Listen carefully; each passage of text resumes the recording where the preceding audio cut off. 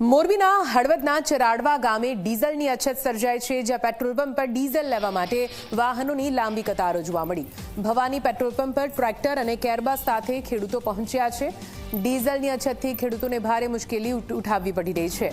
ગરમીમાં લોકો કલાકો સુધી લાઇનમાં ઊભા રહેવા માટે મજબૂર બન્યા છે। તો આપ આ દ્રશ્યો જોઈ રહ્યા છો। આપ જુઓ કેવી રીતે હાલ તો સૌરાષ્ટ્રમાં પણ ભારે પરેશાની ખેડૂતોને વેઠવી પડી રહી છે। વધુ માહિતી સાથે સંવાદદાતા હિમાંશુ ફોન લાઈન પર જોડાઈ ગયા છે। હિમાંશુ, પેટ્રોલ પંપ પર કેરબાની લાંબી કતારો, ડીઝલની અછત, ખેડૂતો પરેશાન, મોરબીમાં કેવી હાલત છે?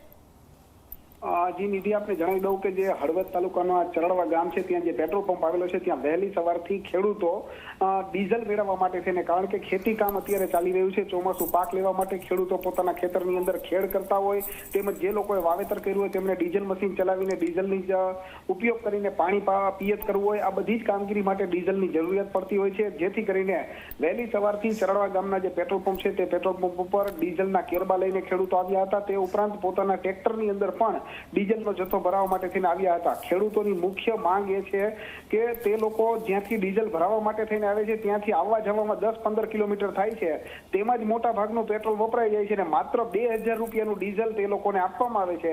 અને આ ડીઝલ 2000 રૂપિયાનું મળતું હોવાથી તે લોકો ખેતરે પહોંચે ત્યાં તો ટ્રેક્ટરમાં પાછો ડીઝલનો જથ્થો ખાલી થઈ જાય, તો પોતાના ખેતરની અંદર તે લોકો ખેડ કેવી રીતે કરે?